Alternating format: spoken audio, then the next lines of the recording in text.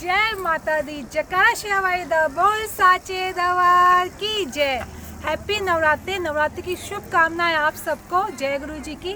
हम यहाँ पे आए हैं, आप जैसे देख रहे हैं कितना सुंदर व्यू है। यहाँ पे पहाड़ है, नदियाँ हैं, ग्रीनरी है, जो रिवर है यहाँ पे, जो आपको शांति का प्रतीक दिखता है। यहाँ एनर्जी बहुत हाई है, क्योंकि ये होना भी चाहिए, क्योंकि माता रानी का स्थान है। हाँ जी, हम माता रानी के स्थान पे आए हैं। ये माता रानी का शक्तिपीठ कहा जाता है। शिवजी महाराज जब सती को लेकर नृत्य कर रहे थे गुस्से में, तब माता रानी की जान यहाँ पे गिरी थी। तो तब से यहाँ पे माता रानी की महिमा गाई जाती है। ये बहुत पुराना मंदिर है, बहुत सिद्ध मंदिर है।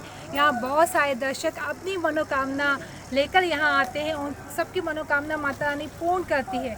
मगर कहते हैं ना कि माँ सच्चा होना चाहिए, भाव सच्चे होने चाहिए। माँ और कुछ नहीं मांगती, भाव सच्चे होने चाहिए। तो आइए करते हैं माता रानी के दर्शन और जानते हैं कि यहाँ का इतिहास क्या है। कहा जाता है कि माँ यहाँ 3 रूपों में दर्शन देती है।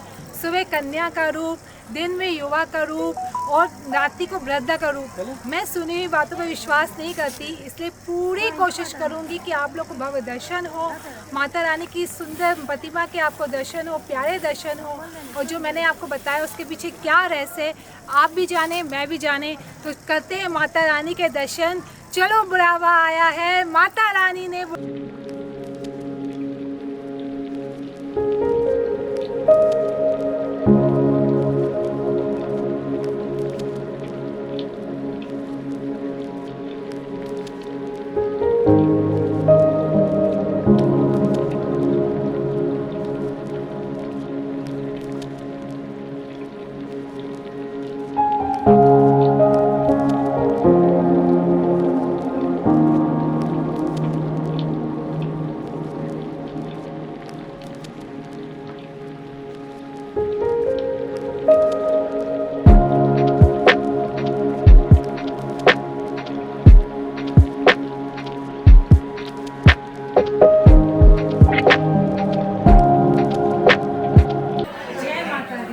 आपने माता रानी के खुले दर्शन हुए। अब मैं आपको यहाँ के पुजारी जी से बात कराती हूँ, जिनका नाम है अनिल पुजारी जी। उन्होंने बताएंगे कि यहाँ माता रानी का रहस्य क्या है। यहाँ पे जो 3 लोग दिखाई देते हैं माता रानी के उसके बीच में क्या रहस्य है।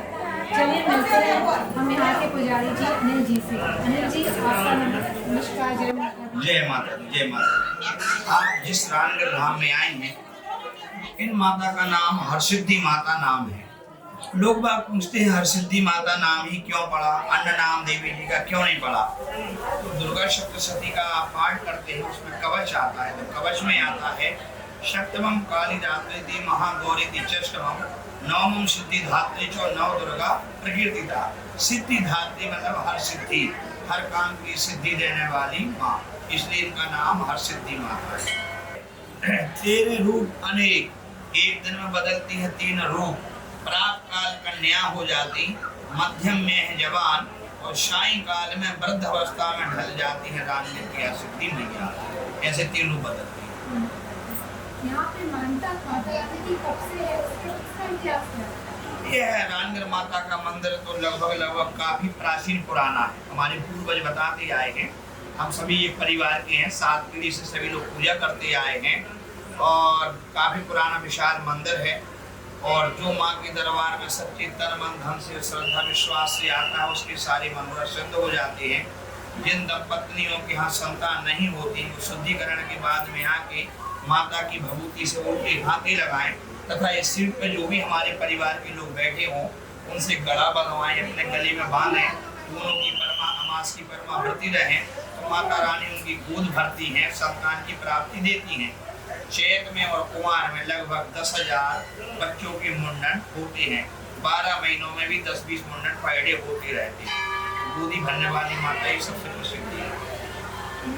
अभी सुना है कि यहाँ पे जैसे जो मंदिर है रानगढ़ का, इनका नाम रानगढ़ इसलिए रखा गया कि जब शिवजी तांडव करते थे, वे कोर्ट में जब सती थी तो उनकी जान यहाँ गई, शक्ति भी थी क्या है। ये स्वयंभू पीठ है। स्वयंभू स्वयं माता नाम स्वयं प्रकट भई हैं। तो माता तो स्वयं प्रकट भई हैं, स्वयंभू है। और जो राजा दक्ष प्रजापति ने यज्ञ किया था, सती जी ने अपने देह त्यागी थी, तो सती जी के जैसे केसगरी कलकत्ता में, नैनागिरी नैना देवी में, कानगिरी कन्नौज में, दंतगिरी दंतागिरी पर्वत जुब्बिया ज्वाला जी में गिर गई, हाथ गिरा हिंगलाज में, बीज गिरा बीजासेन में, और राम मतलब जान जान गिरने से रानीगढ़ गांव का नाम पड़ा माता रानी स्वयं विराज हुई है। हाँ, माता रानी की बहुत मान्यता होगी और ये मान्यता है यहाँ पे जो भीड़ है वो हर समय होती है, नवरात्रि में ज्यादा होती है। चैत के मेला में तो लगभग 50,000 श्रद्धालु पर डे दर्शन करते हैं, परमा से लेकर सप्तमी तक, और सप्तमी से लेकर 12 तक तो 2-3 लाख श्रद्धालु आते हैं। 12 महीना 1000 से लेकर 2000 श्रद्धालु दर्शन करते हैं। अमावस्या पूर्णिमा पे भीड़ ज्यादा हो जाती है। जिन देवी जी के हम और आप दर्शन कर रहे हैं, इस सामने जो बैठी है हरसिद्धि माता है, बाजू में बैठी जो इनकी बहन 64 योगिनी है, वस्त्रों के अंदर जो फूलों में तुपी हुई है दिख नहीं रहे हैं, उनके भाई लंगड़े जी हैं, और बाजू में जो चरणार बिंदु पर बैठी हनुमान जी बैठी। ये हमारे कांता दुबे पंडित जी हैं, प्रदीप दुबे पंडित जी हैं, ये मंगल आरती वगैरह पूजा कराते हैं, इनका जानकारी दीजिए।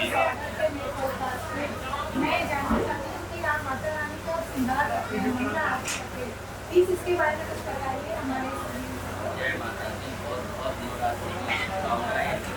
देवी जी ने जैसे पंडित जी ने बताया कि देवी जी की भक्ति है, इसमें तो सब जाने सूर्य कन्या रूप, दोपहर युवावस्था, शाम को वृद्धावस्था, जिस तरह हर मनुष्य की 3 अवस्था होती है, उसी तरह देवी जी ने 3 रूप धारण किया, बाल्यावस्था, यवावस्था, वृद्धावस्था। इन तीनों ही अवस्था में लोग भगवती माँ की सेवा कर सकते हैं। और ये आपको देवी जी की विशेष तौर से बताएं कि आपको हनुमान जी का दक्षिण मुखी मंदिर मिल सकता है, लेकिन देवी जी का दक्षिण मुखी सिर्फ एक माँ हरसिद्धि का रानीगढ़ में ही, ये कहीं नहीं मिलेगा। नौमम सिद्धि धात्रीचा, 9 दुर्गा प्रकृतिका।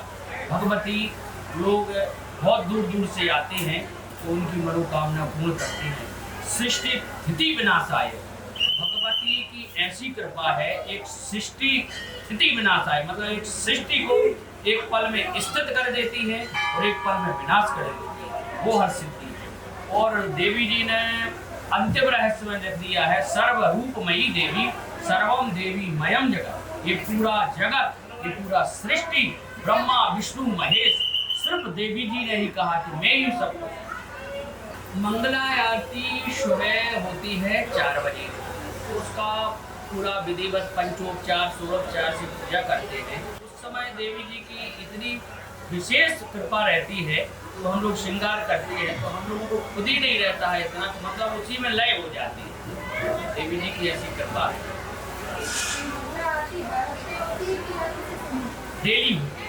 डेली आरती होती है मंगला आरती। नवरात्रि में 4 बजे होती है, अन्य समय में 6 बजे होती है, 6:30 बजे सुबह डेली होती है। और लोग श्रृंगार कराते हैं, लोग पहले से पोशाक वस्त्र वगैरह दे जाते हैं, और जिनकी मनोकामना होती है वो भगवती माई शीघ्रातिशीघ्र पूर्ण करती है। वो एक नारियल एक ऐसा है कि वो भगवती माँ नारियल में ही प्रसन्न हो जाती है। तो सच्चे मन से श्रद्धा से एक नारियल बैठ अर्पण करने वाली को तो उसकी तो मनोकामना पूर्ण होना ही होगा। माता रानी तो दयालु होती है, माता रानी और कुछ नहीं देखती। माता के चरणों में आप भाव से एक फूल भी अर्पण करें तो माँ सारी मनोकामना पूर्ण करके सारे हमें जाएगी। मैं जानना चाहती हूँ कि आप यहाँ सबसे जुड़े हैं, आप क्या चाहते हैं? जी, जैसा कि अभी हमारे बड़े भाई ने बताया, हम सब लोग एक परिवार के हैं और बताया कि ये हम लोग के पूर्वज सागर में मराठा शासनकाल भी रहा, गोविंदराव पंत सागर के सूबेदार थे।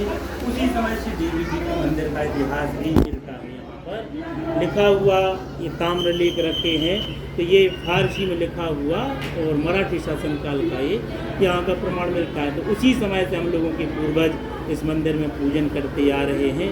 और सागर की जो शासिका थी लक्ष्मीबाई, झांसी वाली रानी अलग, एक मराठी शासिका थी लक्ष्मीबाई, जो लक्ष्मीपुरा और वहाँ मिलता है चौपड़ा, तो वो उसने आकर के यहाँ बाहर के मंदिर पर कुटी का निर्माण कराया। और हमारे पूर्वज थे पंडित उमराव पंडा जी, उनको यहाँ पर नियुक्त किया और वही पीढ़ी चल रही है। उसी पीढ़ी में हम लोग भी हैं सारे परिवार के। तो अब तो हम लोग 50 की संख्या में हो गए हैं और बारी बारी से हम लोग देवी जी की पूजन श्रृंगार करते हैं और 12 महीने हम लोग बैठ करके ड्यूटियाँ करते हैं और सब भक्तों की पूजन कराते हैं। देवी जी की जो कृपा है उन लोगों तक पहुँचाते हैं। इससे पता चलता है कि माता भवानी की इतनी कृपा है कि यहाँ पे पीढ़ी पर पीढ़ी यहाँ पूजा हो रही है, मंगला आरती हो रही है, श्रृंगार हो रहा है। लोग यहाँ पे आते हैं अपनी मनोकामना पूर्ण करने के लिए।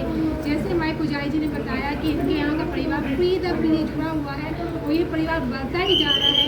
आज ये 50 के 10वीं पीढ़ी चल रही है, हम लोग 1000 वर्ष पुराना मंदिर।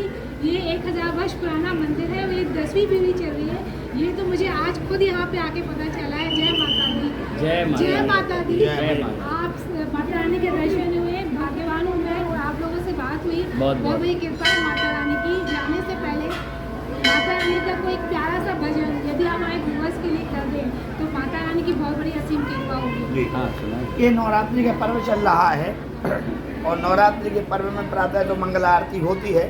सायंकाल में गाजे बाजे शंख झालर मृदंग आदि से सस्वर सायंकाल में माता की भी विशाल आरती होती, पंचोपचार, दशोपचार, 16 तथा यह नवरात्रि लगी हैं।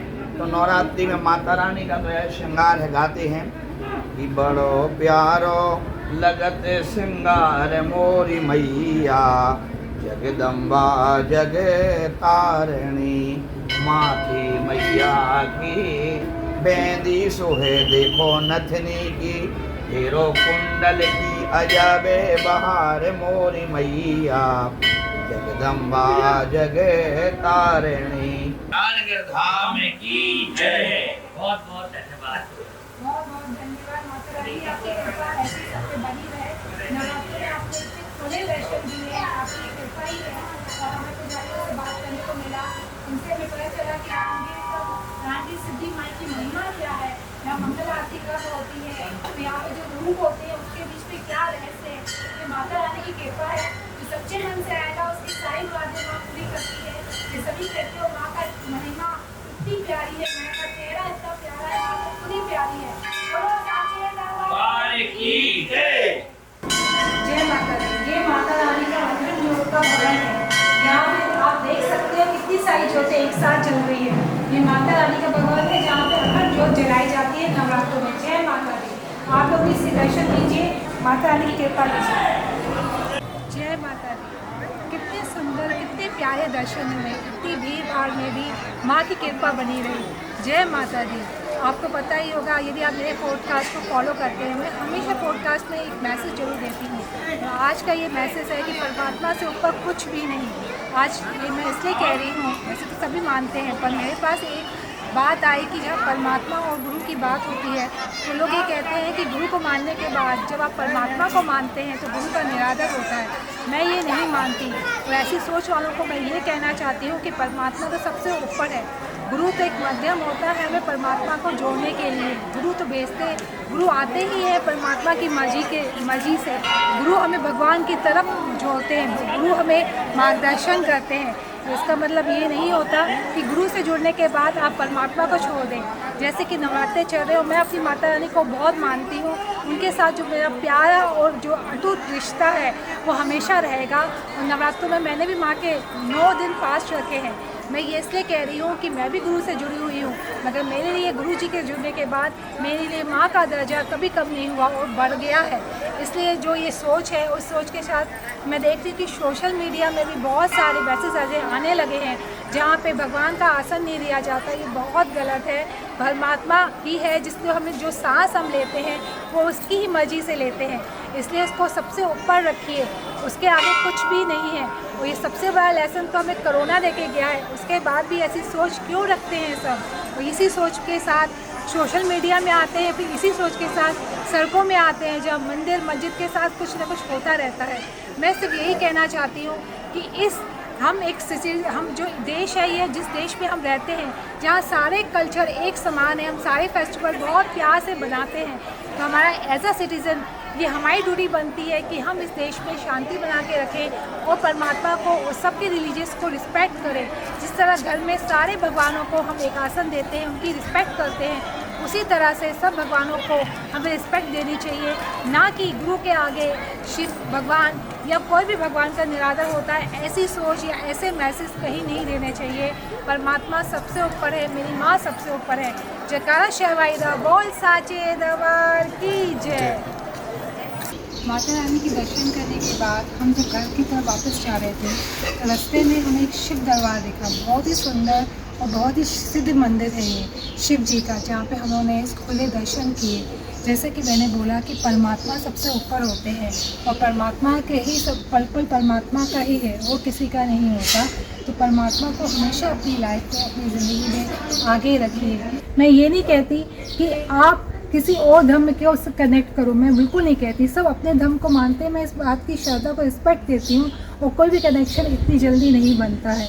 पर आप ये तो कर सकते हैं ना, किसी और रिलीजियस की रिस्पेक्ट तो दे सकते हैं। आप कनेक्ट नहीं हो सकते पर उनकी डिसरिस्पेक्ट तो मत करिए। सबको एक भावना से लेकर चलिए। जैसे घर में हर पांचों उंगलियां कहते हैं ना बराबर नहीं होती, कोई कृष्ण जी को मानता है, कोई शिव जी को मानता है, कोई गणपति को मानता है, तो कोई हनुमान जी को मानता है, कोई माता रानी को।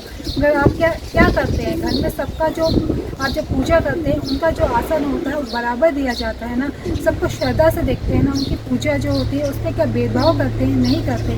तो फिर जो घर में आप भेदभाव नहीं करते तो घर से बाहर क्यों भगवान के बीच में आप भेदभाव रखते हैं? सारे भगवान एक तरह के हैं, सब एक ही हैं। मैं तो एनर्जी को मानती हूँ, पूरा यूनिवर्स एक एनर्जी पे ही टिका हुआ है, सब भगवान एक हैं। तो प्लीज़ इस यूनिवर्स जो भगवान ने हमें बना के दिया है, इतना कुछ दिया, उसका शुक्राना करना सीखिए।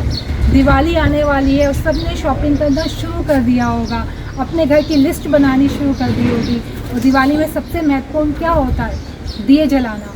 सब अपने घर में प्रोग्रेस हो, शांति हो, इसके लिए हवन करते हैं, दिए जलाते हैं।